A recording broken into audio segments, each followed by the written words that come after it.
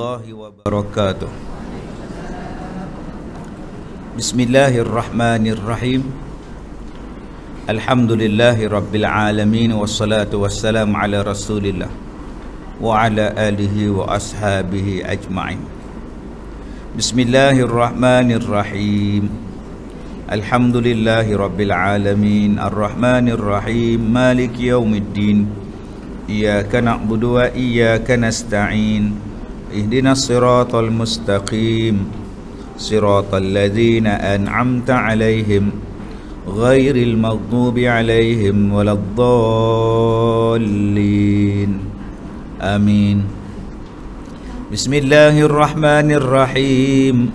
Qul huwallahu ahad, Allahus samad. Lam yalid wa lam yulad wa lam yakul lahu kufuwan ahad. Bismillahirrahmanirrahim. Qul huwallahu ahad, Allahus samad. Lam yalid wa lam yulad wa lam yakul lahu kufuwan ahad. Bismillahirrahmanirrahim. Qul huwallahu ahad, Allahus samad. Lam yalid wa lam yulad wa lam yakul lahu kufuwan ahad. Allahumma salli ala sayyidina Muhammad wa ala alihi wa ashabihi ajma'in. Baik, alhamdulillah kita sambung kitab Tafsir Al-Azhar, surah An-Nisa ayat 34, dan kita telah pun membaca tentang memukul isteri. Kita dah belajar tentang meninggalkan tempat tidur dan menasihati isteri yang nusyus. Hari ni sikit lagi sambungan dia, sebelum kita sambung lagi ayat 34.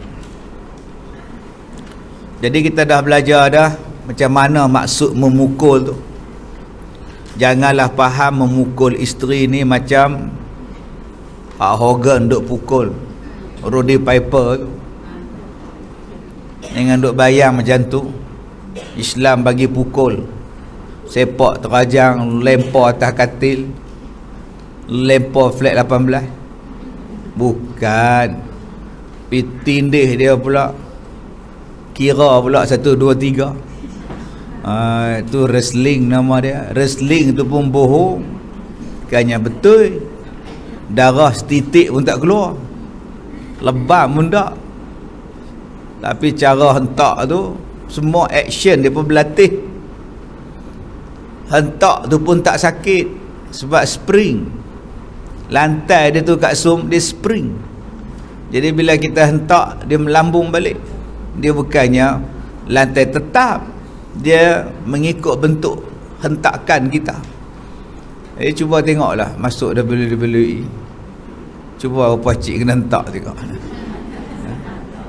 Jadi jangan bayangkan Islam membenarkan suami ni pukul setengah mampus. Pukul di sini, cuba tengok apa kata dia.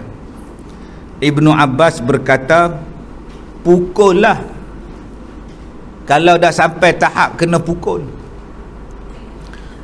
Macam dulu kita belajar, Islam bagi menikah 4. Adakah semua kena menikah 4? Adakah semua kena menikah 2? Tak. Kita ni makan mengikut keperluan. Macam opah cik, agak-agak berapa periuk dia makan sehari. Senduk pun tak habis. Boleh tak opah cik makan 2 periuk? Boleh tak? Harus tak? Harus. Tapi ada tak ikut keperluan opah cik? Tak. Keperluan opah cik ni senduk pun tak habis, Ustaz oi. Maka yang sesuai kepada opah cik ialah sesenduk. Tapi ada orang yang makannya sesenduk cukup tak? Tak cukup. Dengan senduk dia balon sekali. Dia tak cukup, sak-sak nak lagi, sak-sak nak lagi, sak-sak nak lagi. Kalau macam ni makanlah 2-3 periuk pun tak apalah. Memang jenis mental kedarah kuat. Boleh faham bahasa ni? Serupalah orang lelaki pun macam tu. Ada hak sesenduk pun cukup lah ustaz, itu pun tak habis tahu. Tak larat dah lah saya lah, kata tak larat lah gaut ni tak. Tapi ada hak laki-laki, hak jenis tak tahu. Dia adik-adik harimau, hari harimau. Kan, aduh, tolak tak rebah. Jenis tongkat apa tau. Ni bukan ali ni tongkat apa ni, harimau berantai punya ni. Kalau seorang dia, habislah mangah tu. Tak boleh pergi kelas. Elok dah pakai baju, masuk balik. Maka hak jenis ni abang pilih nikah lain banyak pergi tambah lagi, cover mangah tu, memang lang pula. Yang bagusnya hak dia cover tu pun orang kelas yang sama juga. Elok. Jadi tuan-tuan, begitulah dengan memukul isteri. Ada yang tak payah pukul, memadai dengan nasihat. Nasihat saja. Bila nasihat 2-3 patah, berubahlah isteri tadi. Ada yang tak makan saman, tak makan nasihat. Bila kita nasihat dia, dia nasihat kita balik. Awak tu pun baru sekali pergi barakah, dia nak nasihat kita. Oi, tak jalan nasihat. Kalau begitu, pisahkan tempat tidur. Jangan tidur sekali, tidur asing. 3 tahun tidur berasing, tak berubah juga, melawan juga, nusyus juga, jahat juga. Maka barulah datang pukul. Last kali pukul tu. Serupa dalam nikah 2-3 tadi, bukan boleh terus menikah 2-3. Tengoklah kemampuan, syarat, kebolehan, kesanggupan, apa sebab. Jadi begitulah dengan hukum memukul tadi ni. Kalau nak menikah 2-3-4 juga, ada syarat dia? Kena bagi adil. Nafkah kena adil. Nak menikah 2-3-4, kemampuan kena cukup. Setakat gaji minimum 1,200 tak payah. Tu pun katai nak makan kek siakap. Mahal siakap pada gaji buat apa? Gatai nak menikah 2. Dia ada cara dia pula, syarat dia. Begitulah dengan memukul isteri. Ada syarat dia, cara dia. Apa dia? Kata Abdullah bin Abbas, jangan menyebabkan dia menderita. Dia masuk hospital, urat tengkok lari, duk tengok belah kanan je. Kenapa makna? Suami tempeleng. Atau tak boleh tegak ke depan, duk gini. Tiap-tiap hari bagi salam belah kanan. Menderita dah makna tu haram. Saya dah kata dah dulu, tak boleh pukul di kepala, haram. Tak boleh berdarah, tak boleh lebam, tak boleh luka, tak boleh cala. Dan kata dia lagi Atak berkata, Atak ni makna ulama lah, satu ulama nama dia Atak. Dia berkata, pukullah dengan sikat gigi kayu siwak. Kayu siwak tu sakit tak? Kayu siwak sejengkai ya. Orang duk jual kat Mekah segulung, segenggam tu nama dia siwak. Ada sejengkai. Nak pukul macam mana? Pukul macam tu je lah. Mana ada orang sakit pukul kayu siwak, yang sakit pukul dengan kayu mok. Kayu siwak ni besar kelengking kita ni. Kelingking saja, panjang pula sejengkai. Nak pukul macam mana? Tuan-tuan bayangkan ambil berus gigi. Jadi akak-akak kalau suami dia kata amboi hang ni melawan noh, pak macam tu. Sudahlah. Teruslah melawan balik, tak sakit. Tak sakit, tak apa, aku cari hak sakit. Jadi tujuan dia apa? Kita ni kalau suami jentik telinga pun terasa. Abang dah kata jangan, pak dia bagi telinga jentik. Tu bengkok telinga. Dia bela kucing, dia tiru kucing. Jentik telinga kucing kan, dia bengkok telinga dia. Kalau suami jentik sikit pun kita terasa. Sampai hati abang pukul cek, lari duduk dalam bilik. Sampai hati, kenapa mak? Ayah hang pukul mak. Pukul apa? Jentik. Pun dah terasa dalam hati dah. Bayangkan kalau pergi ambil kayu siwak, lagi terasa. Supaya hati isteri tadi ni berubah, okey, supaya insaf lah. Ada benda tak betul yang kamu buat ni, tak hormat kat lelaki ni, apa nak jadi ni.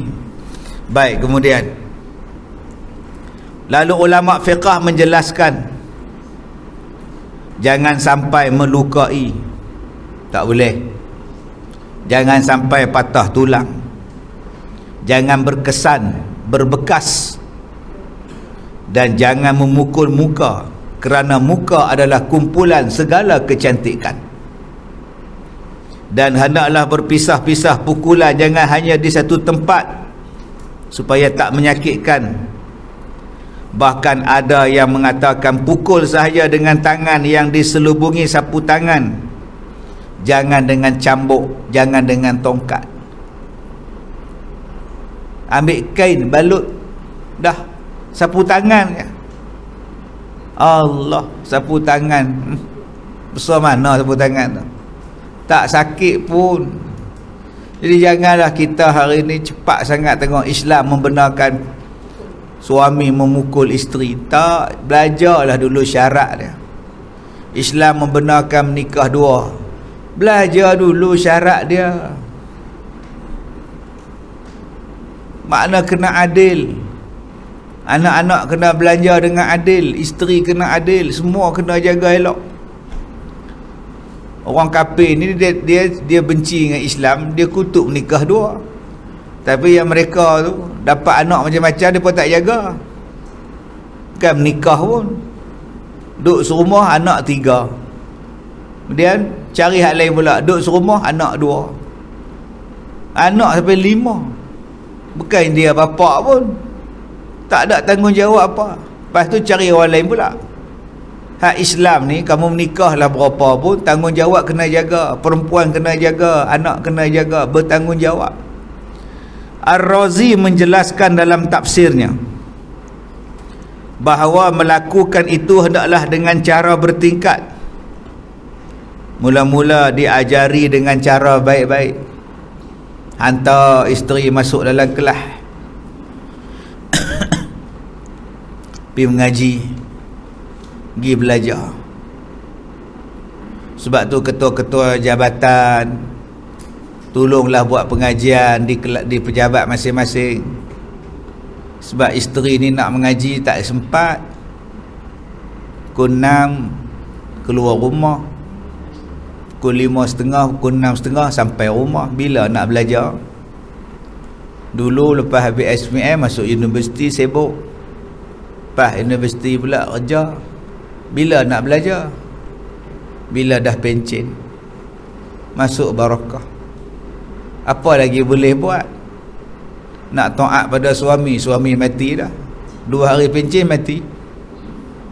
Nak jaga anak, anak pun dah besar dah. Maka ilmu tu tak boleh nak buat.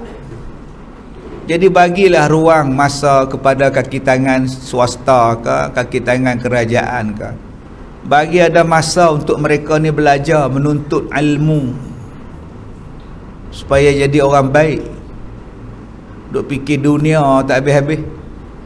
Nak capai target apa, masuk 2 hari mati. Target apa?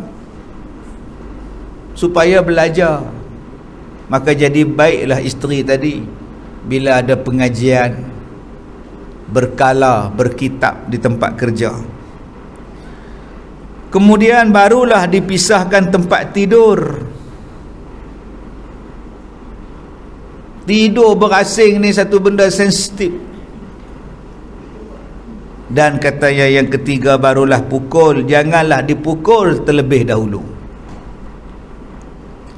Dengan mengemukakan segala hadis yang bersangkut dengan ini dan penafsiran sahabat Rasulullah, terutama Abdullah bin Abbas dan sikap fuqaha, sudah terang bahawa perempuan yang sangat keras kepala yang akan kena pukul, Dan hanya laki-laki yang kasar budi saja yang memudah-mudahkan memukul isterinya. Kesimpulan dia apa? Hanya perempuan yang betul-betul kepala batu ya yang layak dipukul. Yang kita sendiri jumpa. Kadang-kadang kita tengok menantu kita punyanya kepala batu dengan anak kita. Dengan kita pun tak hormat. Jahat. Yang ni memang layak dipukul. Kadang-kadang kita yang layak dipukul. Nama kita ibu mertuaku. Loh, jahat sungguh lah. Tak tahu nak kata apa lah. Dengan spek mata tajam dia. Duk makan soget pula. Muka manis, main jumpa Sabariah. Baru balik kerja Kasim.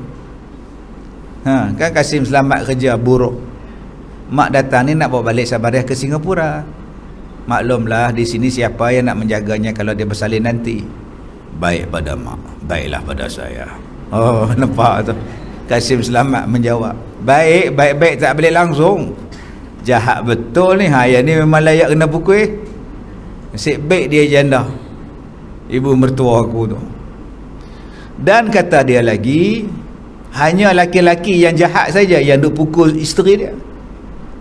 Laki-laki yang beriman, laki-laki yang baik, yang gentleman, dia tak pukul isteri dia. Sewenang-wenang dia. Ni minta duit tak bagi, pukul. Minta tak bagi, pukul. Dalam kereta dia pukul, depan orang ramai dia pukul. Ditunjai kepala. Tengah nak makan nasi, isteri nak makan nasi, suami tunjai kepala. Yang hantar makan. Tu sengguk-sengguk orang tua tu. Nangis makcik ni. Jatuh air mata dalam nasi jadi kuah. Dia makan kicap ya. Ada air mata laju sikit. Aduh, makan nasi berulam jantung apa nama, agak lupa lah. Seorang teman saya di waktu muda bercerita bahawa kerana terlalu marah, pernah dia memukul isterinya.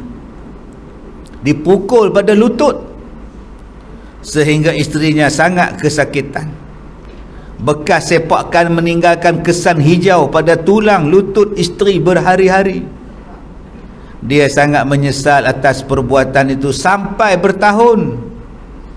Apatah lagi dibacanya hadis bahawa Nabi tidak pernah memukul isterinya, sehingga Nabi berkata orang yang baik-baik tidak akan memukul isterinya.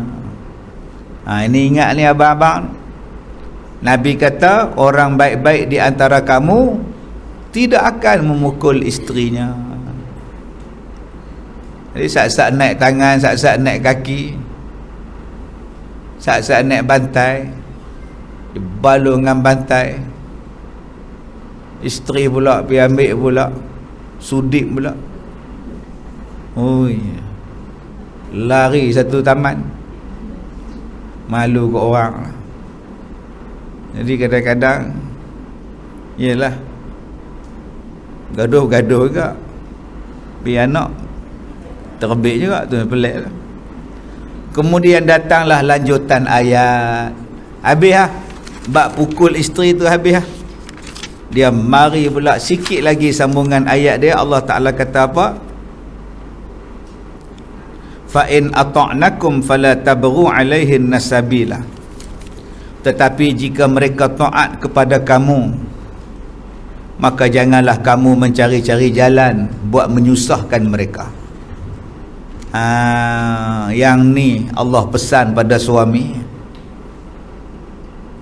Fa in ata'nakum fala tabghuna 'alaihin sabila.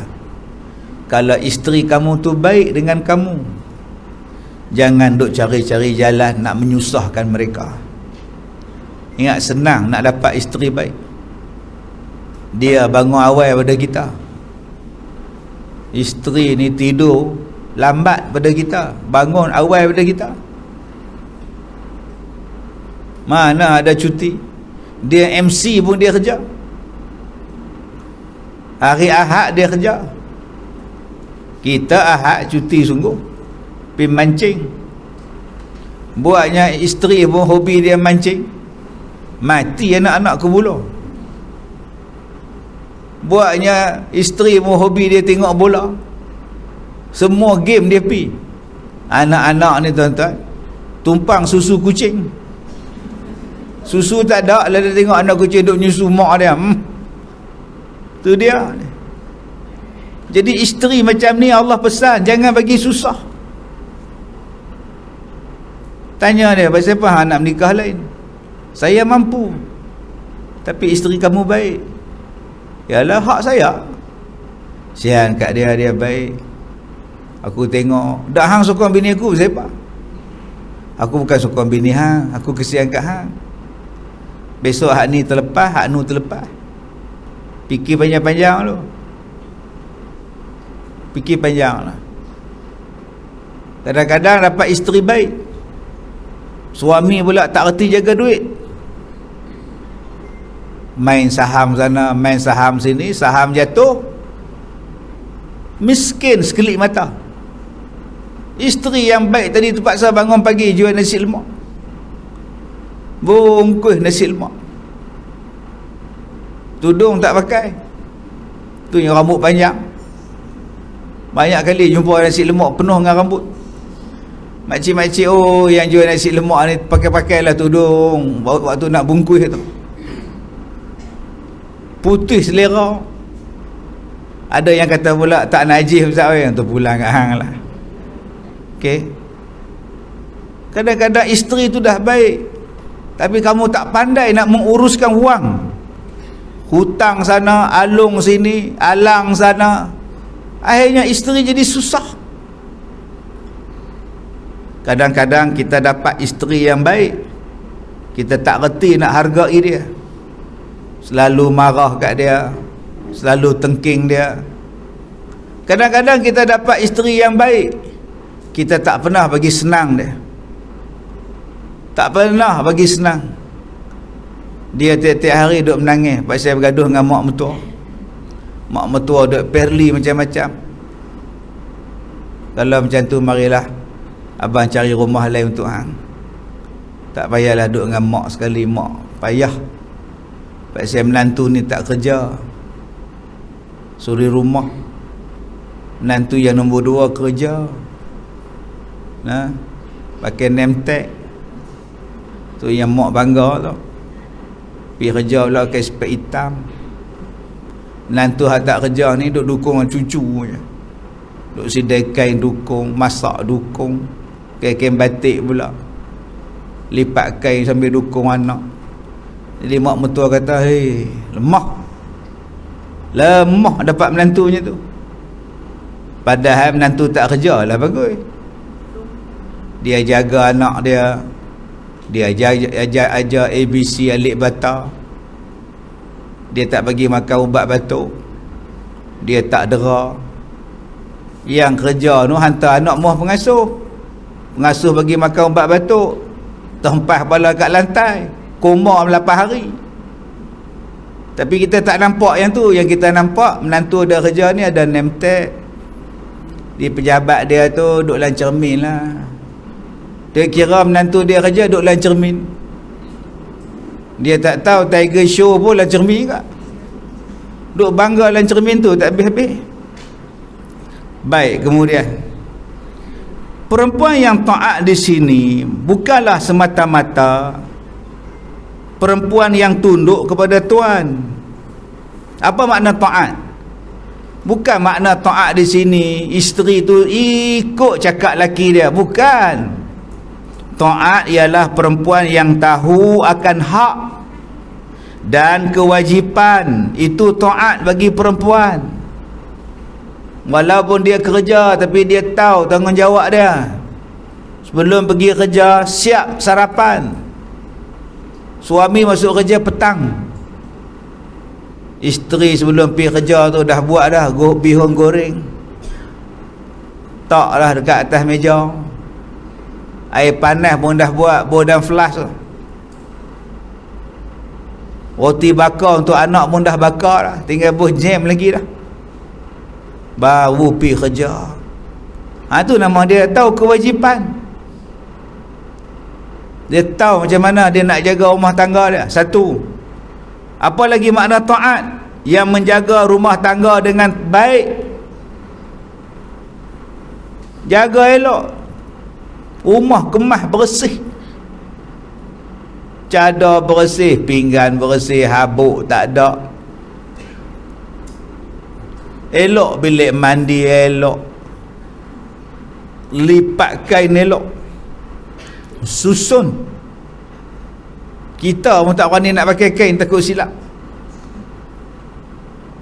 Kalau kita ambil kain pelikat tu, dia tahu abang ni ambil tak betul ni, dia susun balik. Sudah. Jenis jaga rumah elok ni. Kita tengok TV, dia sibuk duk mop. Sak angkat, sak letak, sak angkat, sak letak. Lalas dengan kita dia mop sekali. Baik sungguhlah. Tak payah bantu rumah dah. Yang ketiga, apa dia makna taat? Dan tahu akan tenggang menenggang. Yang mana faham, tak faham sudah.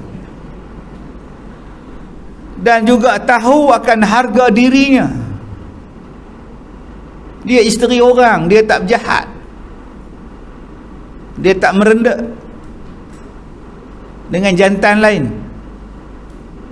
Dia tahu dia bini orang. Ni nama dia taat. Maka kata dia kepada isteri yang dah ada macam ni, wahai suami, bapak-bapak, jangan cari-cari pasal. Nak anak dapat, nak makan dapat, seumur hidup menikah tak pernah basuh pinggan. Isteri basuh semua. Baju sejak menikah isteri iron. Nak apa lagi? Tiba-tiba pergi cari pasal pula, pergi buat hal pula. Pergi buat hal, pergi main cinta dengan orang lain. Isteri pejabat lain, suami pejabat lain. Suami di pejabat duk main cinta dengan perempuan lain. Hak perempuan lain tu pun buat macam mana zaman sekarang ni? Nak cari hak bujang kan ada duit. Dia fikir macam tu pula. Ni hak depan kita nama Irfan, bujang. Orang handsome segak lawa, duit tak ada. Hak atas meja ni tak lawa. Kan? Jadi mana hampa nak? Gitu kaedah dia. Ambil hak muda, beli motor pun bayar bulan, sebulan 150. Hak atas meja, atas pentas tu rasa beli cash pun boleh, dia tak. Orang sekarang dia fikir macam tu. Laki orang tak laki orang, peduli apa aku. Jadi hak suami ni lah kena fikir. Hak di rumah tu lagu mana? Yang duk jaga kamu berapa lama tu macam mana? Tak kesian kat dia ke? Sekali dia kecil hati, sekali dia terasa. Yang ni fikir panjang-panjang. Jangan buat sesuatu apa yang kita nak buat ni, fikir isteri ni, siang kat dia. Maka kata dia, berlakulah hormat menghormati dalam rumah tangga. Besok hari Ahad, mama tak payah buat kerja. Besok abang cuti, abang buat semua. Mama rehat. Jangan nyusahkan dia. Hari kita cuti 2 hari, Sabtu Ahad, isteri rehat. Kita basuh kain, kita lipat kain, kita buka kain. Rehat. Kita masak, kita basuh pinggan, kita jaga anak 2 hari. Isteri pergilah berjalan rumah mak dia, pergi tengok mak. Mak kena Covid. Isteri balik, satu keluarga pula kena Covid. Pergilah tengok mak, jaga mak, abang jaga anak-anak. Pergi bawa anak dara, pergi berjalan. Kau nak pergi supermarket ke apa ke, kau nak shopping.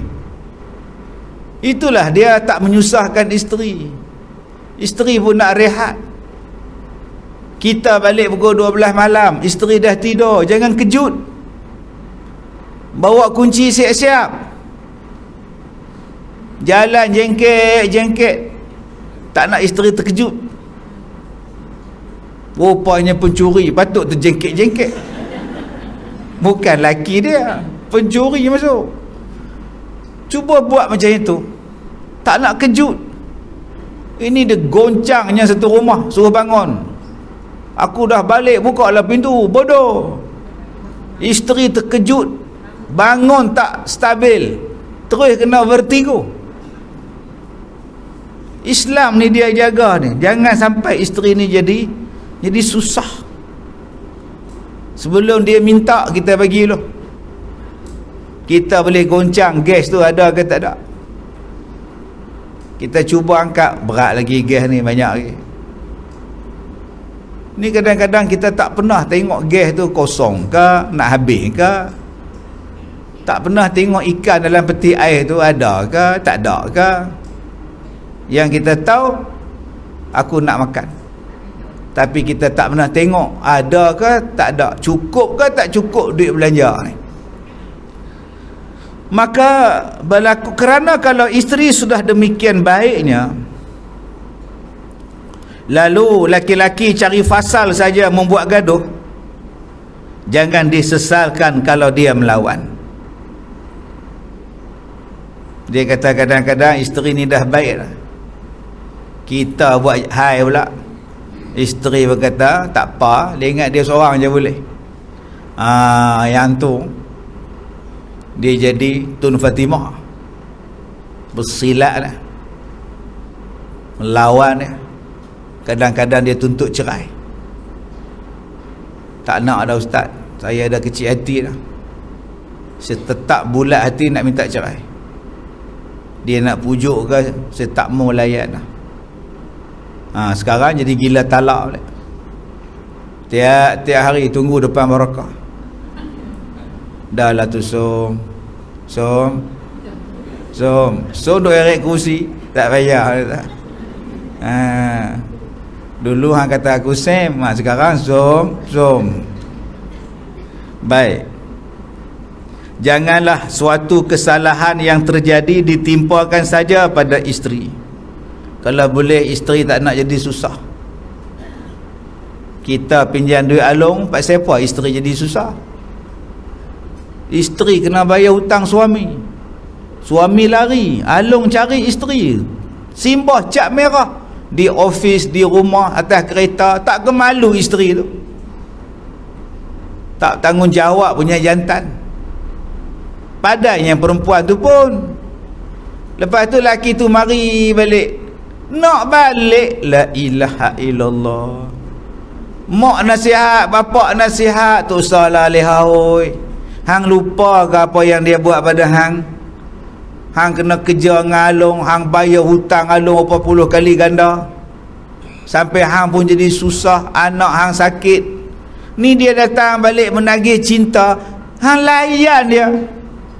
Mak, berilah dia peluang. Eloklah. Dia dah berubah mak, dia dah masuk tablet. Elok. Itulah dia orang perempuan ni, hati lembut. 3 bulan bahagia, mengandung. Tengah mengandung buat hai balik. Agak-agak balik jumpa mak dengan ayah, mak nak kata apa? Ayah tak kata apa, ayah start motor pergi masjid. Mak, aku tak tahu nak kata apa dengan hang. Aku dah kata jangan. Hang nak juga orang tua tu. Lah hang dah mengandung 4 bulan. Dia tak balik pula dah. Tu siapa nak jaga anak hang? Tak apalah mak, doa pada Allah. Baiklah. Sebab tu orang perempuan ni pun janganlah jadi bodoh tak tentu halang. Bersepah lagi jantan lain. Yang duk hambat jantan tu buat apa? Menyusahkan kita, tak pernah membahagiakan kita. Cari lain banyak. Ada Bangla, Nepal banyak. Afrika pun ramai. Baik. Kemudian, kerana meskipun dia perempuan, dia juga patut dihormati. Keadaan dirimu sendiri pun laki-laki akan canggung kalau perempuan tidak ada. Tak ada. Tu yang ramai yang telefon Al-Barakah ni nak masuk. Tapi pondok penuh. Yang ada sekarang kekosongan 13 pondok kosong. Tu pun kita duduk temuduga dah dekat 50 orang. Nak ambil 13 orang, yang temuduga 50 dah. Cari yang betul-betul berminat. Sebab ada yang berminat sini macam-macam. Ada yang duduk nak habis masa, dia kata duduk di rumah boring.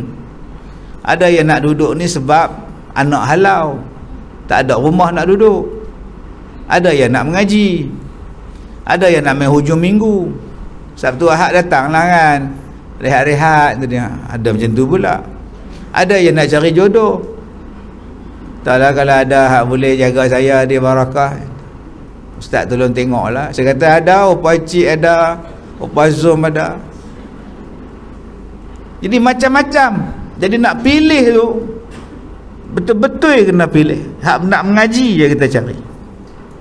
Sebab ada yang datang ni sebab nak lari daripada masalah, nak selesaikan masalah. Akhirnya duduk di sini, saya pula kena selesai masalah dia. Sedangkan saya ni pun macam-macam masalah.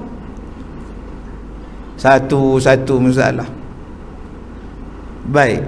Imam Al-Ghazali dalam kitab Ihya Ulumuddin memberikan nasihat kepada seorang suami supaya sabar menanggung perangai-perangai isteri.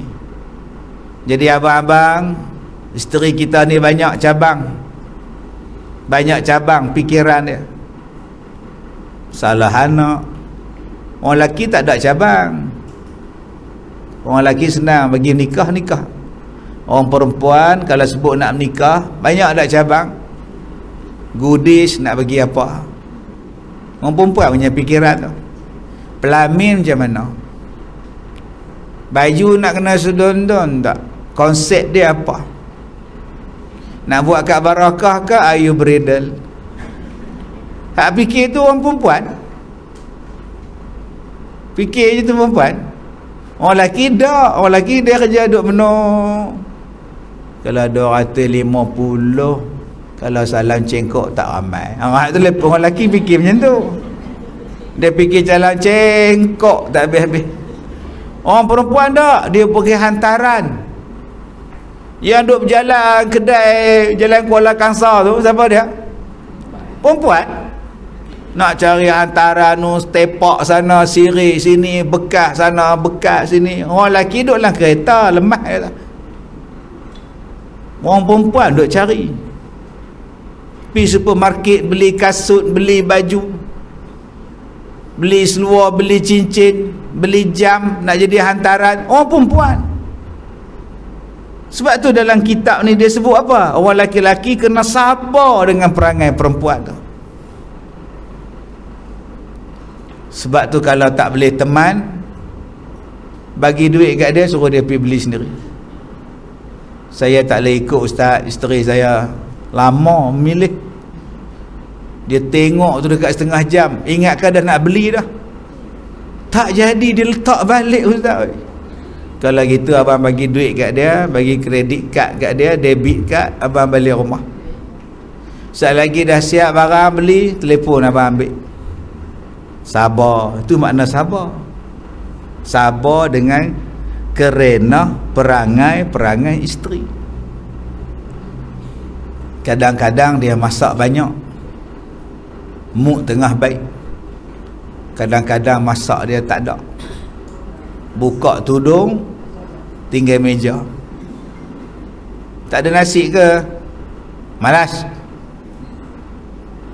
COD. Okey. Sudahlah. Susah apa? Susah ke sebut okey? Kadang-kadang isteri ni tak dan kita sampai, air siap dah. Sebatu kat terowong menora tu. Bancuh air dah. Kadang-kadang dia mari malas. Dia tanya pula, abang dah minum kan? Masa bila aku minum? Itu orang perempuan. Jadi orang laki-laki ni dalam kitab Muhimmah tu dia sebut, dia kena bijak tackle isteri. Cara dia macam mana? Jangan minta, tapi sebut. Hujan-hujan macam ni, kalau buat cucur bawang pun sedap. Itulah cara dia. Hujan-hujan macam ni, kalau macam makan cucur bawang, cicah dengan sos cili pun sedap. 3 kali sebut, agak-agak bangun dah makcik tu. Bangun, punggung dia besar pun dia bangun. Jalan gerebek buat cucur. Tu cara dia minta. Bukannya suruh, buat cucur bawang. Dia berjalan, tapi dia hempas kaki. Jadi orang laki-laki ni kena minta dengan bahasa yang tak sedar. Lama tak makan apa nama asam pedas, saya dapat. Kayaknya susah. Bila dia tak masak, yang tak masak ke? Tak. Malah. Okey, dah. Jangan marah. Itu sifat dia yang dikatakan tadi ni, bersabar menanggung perangai isteri. Sebab tiap-tiap perempuan, tegasnya tiap-tiap manusia ada saja kelemahan dia. Suami pun ada lemah, isteri pun ada lemah. Ada setengah kita ada mood, ada setengah tak ada mood. Tu nama manusia. Macam kita duduk dalam ceramah ni, semua mood tinggi, semangat semua ni. Cuba habis kelas, dia punya mood rendah balik, semangat tu dah rendah. Manusia ni dia macam tu, ada tinggi rendah dia punya kitaran dia tu. Mula-mula menikah ni lah, tak tahu nak habang, breakfast atas katil. Papa menikah, breakfast bawah katil, bergaduh dengan laki bini, merajuk duk bawah katil ni. Manusia dia boleh berubah.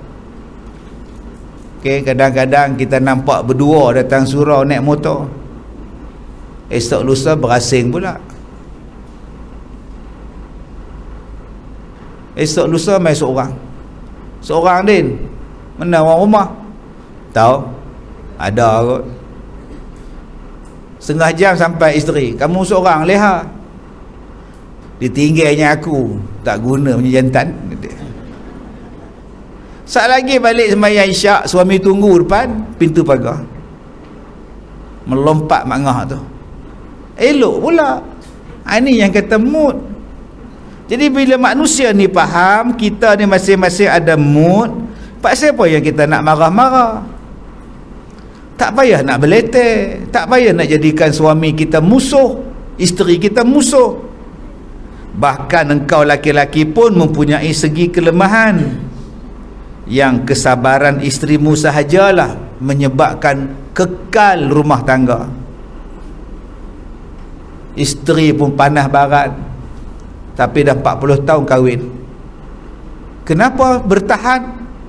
Kerana isteri tadi sabar. Mak ni kalau tak fikirkan kamu, mak dah lama minta cerai dengan bapak kamu, tapi mak ngenangkan kamu nak oi. Kalau cerai macam mana kamu nak sekolah? Mak tak sekolah, mak tak ada gaji besar.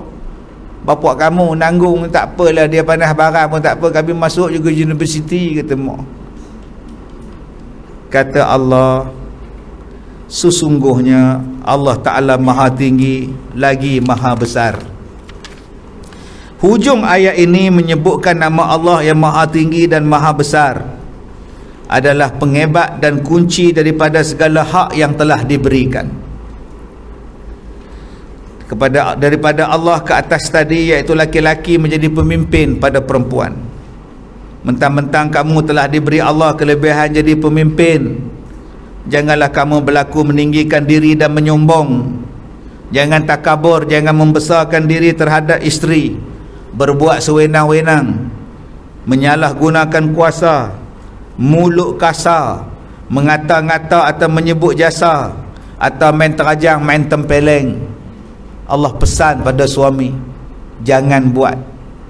Kamu mesti ingat, kalau kamu telah berlaku demikian terhadap isterimu, maka Allah yang maha tinggi dan maha besar akan tetap memberikan perlindungan kepada makhluk yang lemah, dan seseorang yang lalim, seorang yang zalim pasti akan mendapat pembalasan.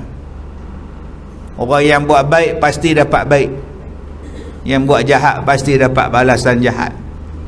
Hendaklah seorang yang beriman mengingati benar bahawa jenis perempuan yang lemah ini adalah salah satu isi daripada khutbah Nabi Muhammad sallallahu alaihi wasallam ketika mengerjakan haji wada'.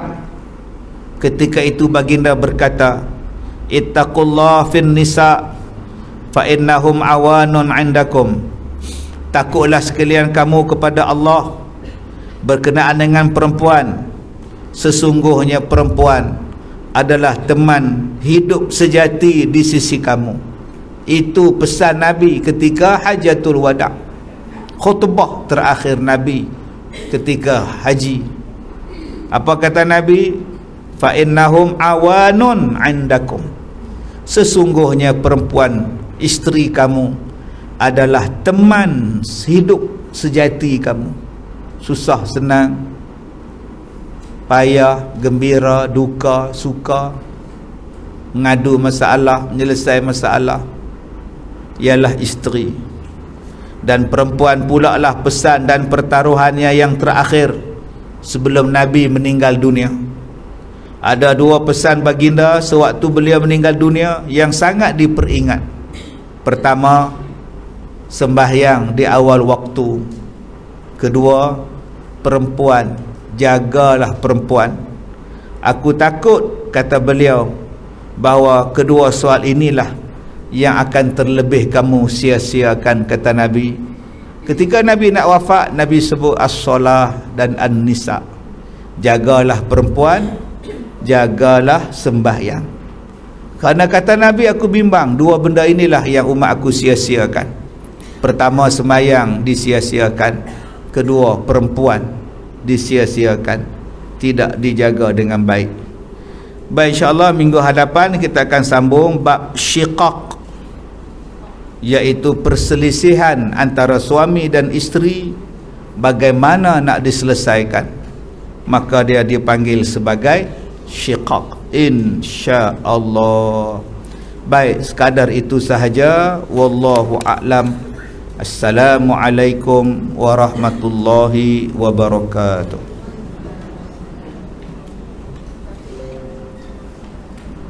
Alhamdulillah.